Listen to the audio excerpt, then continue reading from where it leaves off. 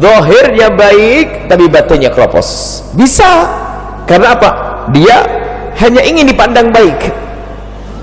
Jadi mungkin sekali orang yang zahirnya baik tapi batinnya keropos. Tapi tidak dibalik. Kalau orang yang zahirnya buruk, ya sudah pasti keropos batinnya, nggak usah main-main. Maka setelah itu jangan ada yang berkata yang penting kan hatinya. Ini biasanya suatu ketika ada orang suka pakai kerudung, nggak mau. Kenapa ada pakai kerudung? Yang penting hati saya. Nggak ada. Sayyidat Fatimah Zahra paling mulianya manusia, zahirnya dijaga, batinnya juga dijaga. Nggak ada orang yang penting kan hati. Terus kalau zahir mah bebas, nggak ada, itu dusta. Jangan dibalik. Kalau ada orang berbuat baik dengan zahirnya, mungkin sekali batinnya itu keropos. Tapi itu bukan urusanmu, urusan Allah yang maha tahu. Anda usah nilai orang, itu nilai diri Anda sendiri. Awas ini, ada orang zahirnya baik tapi batinnya keropos. Ada, tapi Anda tidak boleh nilai orang. Anda tidak tahu hatinya seseorang. Itu hanya ngurus diri sendiri. Oh iya, saya benar itu. Anda boleh mengatakan begitu. Dia boleh menilai orang, modelnya tok, gayanya ibadah, tapi nah, dari mana Anda tahu? Memang Anda tahu batinnya seseorang. Sayyidina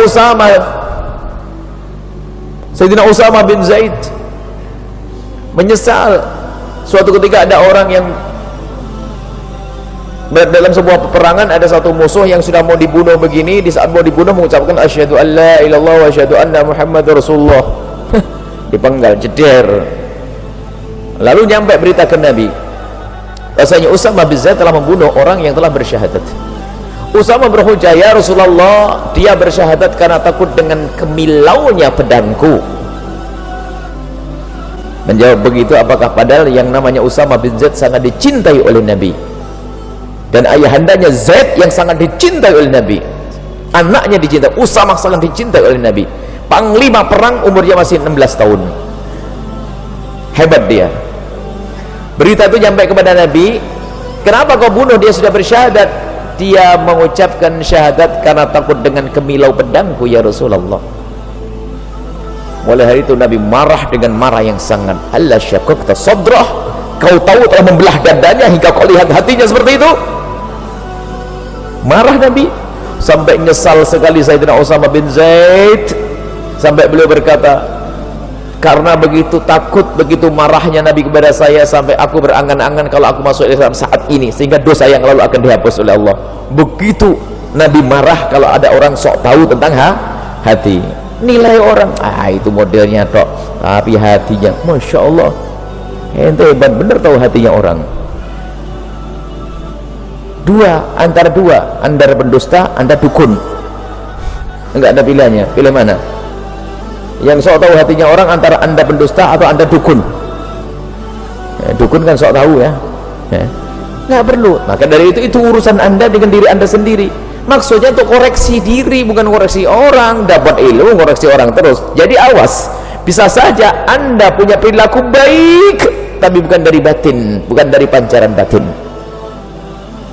Kemudian tidak sebaliknya.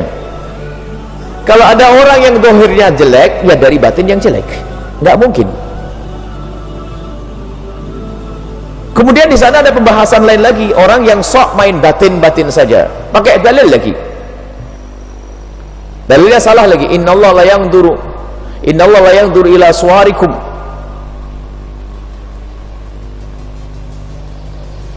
wala ila amwalikum walakin Allah yanzur ila qulubikum wa a'malikum. Itu hadis yang benar. Cuman kadang-kadang kepleset dia ngomongnya, innallaha la yanzuru ila suwarikum wa la ila a'malikum. Allah tidak melihat gambar zahirmu dan tidak melihat amalmu. Allah melihat, walakin Allah, yang benar adalah innallaha la yanzuru ila suwarikum. Betul, Allah tidak melihat suar zahirmu. Apakah tukang becak atau apa bos, itu enggak berlaku. Wala ila amwalikum, hartamu berapa miliar enggak. Walakinnallaha yanzuru ila qulubikum, Allah melihat kepada hatimu, wa ila a'malikum, dan kepada amal-amalmu. Mungkin dia adalah seorang tukang becak, tapi amalnya setiap satu ayunan becaknya astaghfirullah, la ilaha illallah. Wah, surga pangkat tinggi dia. Nah ini tidak boleh orang sok berbatin-batin saja. Nanti ada orang yang penting, nanti ada masalah ini berkembang lagi dalam dunia tasawuf, dirusak oleh pemalas-pemalas dalam bertasawuf, yaitu mereka yang sok berhakikat tapi tidak mau syariat. Nah ini sama masuk sini. Ya yang penting kan hakikat. Kalau sudah sampai hakikat, syariat nggak penting. Nggak bisa. Hakikat dengan syariat adalah dua yang tidak bisa dipisahkan. Di antara keduanya ada namanya thariqah mujahadah untuk sampai hakikat. Ada syariat, ada hakikat. Dalam menerapkan syariat secara sesungguhnya namanya mujahadah atau thariqah di sini untuk sampai kepada hakikat. Nggak bisa dipisah. Jadi kalau anda sudah masuk wilayah syariat, serius, khusyuk, benar, baru nanti anda sampai kepada hakikat. Tapi kalau ada orang mengatakan saya sudah sampai hakikat, kok tidak sholat? Oh saya sudah hakikat kok, yang penting saya nyambung, saya dekat dengan Allah. Bukan dekat kamu itu, terkutuk. Nggak ada mengaku dekat kepada Allah tapi tidak sholat. Memang Nabi itu jelek. Nabi itu adalah paling dekat dengan Allah. Lihat sholatnya paling rajin. Nggak pernah cerita Nabi ninggalkan sholat duhur sekalipun, wala sholat sunnah, nggak pernah. Bahkan ditemukan Nabi itu kalau sholat sampai tawarramat qadamah, sampai membengkak kakinya. Ini udah orang akhir zaman ngaku wali, nggak sholat duhur karena sudah sampai hakikat. Disuruh sholat nggak mau, saya sudah sholat. Dan Jumatan, saya sholat di Mekah. Mekah 4 jam lagi Jumatannya, itu ngaco. Ini ada orang aneh-aneh, wali konyol, merusak umat. Nggak ada seperti itu. Nah ini sebab apa? Batin antara ini berbicara Imam atau Al-Sandari bicara tentang batin. Batinmu akan memancarkan dohir yang hebat. Kalau semakin engkau batinmu dekat kepada Allah, kenal Allah, lihat akan terbawa anggota tubuhmu untuk menjadi seperti Sayyidina Utsman bin Affan, membaca Al-Quran dalam semalam 3 kali khatam, sholatnya ratusan rakaat, tidak sempat melakukan kemaksiatan, ibadah terus. Kenapa? Sesuai dengan kadar yang ada di dalam hatinya, itulah tergerak anggota tubuhnya untuk mengikuti hati. Dikatakan hati adalah raja di dalam dirimu, dia akan memerintahkan. Kalau raja di dalam dirimu adalah jelek, maka akan memerintahkan, lihat yang haram, mikir yang haram, terus keharaman. Nah ini, maka perlu kita ini harus senantiasa membersihkan batin, sehingga dihadirkanlah oleh para ulama satu ilmu khusus yang namanya ilmu tasawuf, membenahi hati agar kenal Allah, punya rasa takut kepada Allah. Jangan malah dijadikan ilmu ini alat untuk terlepas dari syariat. Ilmu tasawuf ini dihadirkan oleh para ulama secara khusus yang pada dasar-dasarnya sudah ada pada zaman Nabi. Ilmu membenahi hati, ilmu berakhlak mulia, ilmu membersihkan jiwa, itu sudah ada. Cuman setelah itu masuk satu disiplin ilmu namanya ilmu tasawuf. Jadi ilmu tasawuf itu ilmu yang digunakan, yang dihadirkan agar jika orang itu punya zahir baik, batinnya juga baik. Ilmu tasawuf adalah menjadikan orang yang berbatin baik agar punya perilaku zahir yang baik. Untuk itu bukan ilmu tasawuf untuk terlepas daripada amal zahir. Amal zahir, sholat nggak pernah, nggak bisa. Puasa nggak pernah, nggak ada. Maka dari itu seorang sufi yang sudah benar membersihkan batinnya itu lautifa biqalbihi, kalau seandainya diputar hatinya amamal malak di depan manusia, sudah nggak malu lagi. Jadi zahirnya sama batinnya sama. Ya sudah, kalau di ahli ibadah baik ya batinnya begitu. Kalau seandainya hatinya dikeluarkan, ya tetap nggak malu. Maksudnya kalau sudah dibuka semua perilakunya, nggak malu lagi karena sudah bersih dari hati. Seorang sufi adalah yang senantiasa membersihkan hatinya agar bisa menggerakkan seluruh anggota tubuhnya untuk patuh kepada Allah Subhanahu wa ta'ala.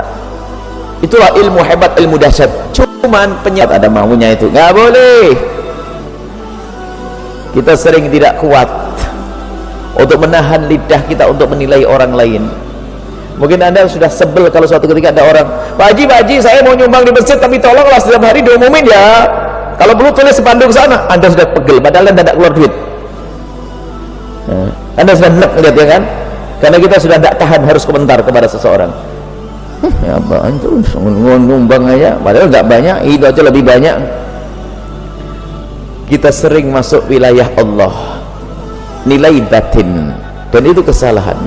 Ini yustudi fi ghaibis sarair, di dalam batin tersembunyi, jangan sok tahu. Cukuplah kita menilai zahirnya seseorang. Kalau zahirnya baik adalah baik, adapun batinnya urusan Allah, serahkan kepada Allah Subhanahu wa taala. Baik, ini yang bisa kami berikan. Sekali lagi kami ulas bahwasanya, lihat, jangan sok main batin-batin, yang penting hatiku baik. Ada, semoga Allah mengampuni, kami mendengar seorang wanita, barangkali bisa dipotong khusus, seorang wanita, semoga Allah mengampuninya dan mengangkat derajatnya. Seorang wanita di saat disuruh menutup auratnya dengan bahasa sombong, yang penting kan hati. Dia tidak sadar di saat ngomong seperti itu dia telah merendahkan Siti Fatimah Az-Zahra. Memang Siti Fatimah Az-Zahra sampai harus menutup tubuhnya, berarti hatinya jelek gitu. Nggak sadar dia, itu kesombongan. Kalau anda, wahai adikku, kalau anda belum bisa menutup auratmu, jangan sombong deh. Tinggal anda minta kepada Allah, ya Allah bantulah aku menutup aurat. Sudah dia tidak menutup aurat, sombong, rendahkan Siti Fatimah. Yang penting kan hati. Berarti yang pakai kerudung bagus, pakai cadar, menutup aurat Siti Fatimah, hatinya busuk. Karena apa? Yang penting hati. Berarti hatimu belum benar, buktinya kamu masih perlu kerudungan. Ini nggak sadar kalau dia melakukan kejahatan yang sangat. Cukuplah anda insaf. Jadi kita sering mendengar, yang penting hati. Wah, hebat bener. Apakah dia tidak sadar kalau dia mengaku hatinya bersih, saat itu jadi sampah? Hatiku sudah bersih, sampah langsung kotor. Oh, dia sombong. Bukankah kesombongan adalah sampah di dalam hati? Merendahkan orang lain, sampah di dalam hati, nggak sadar.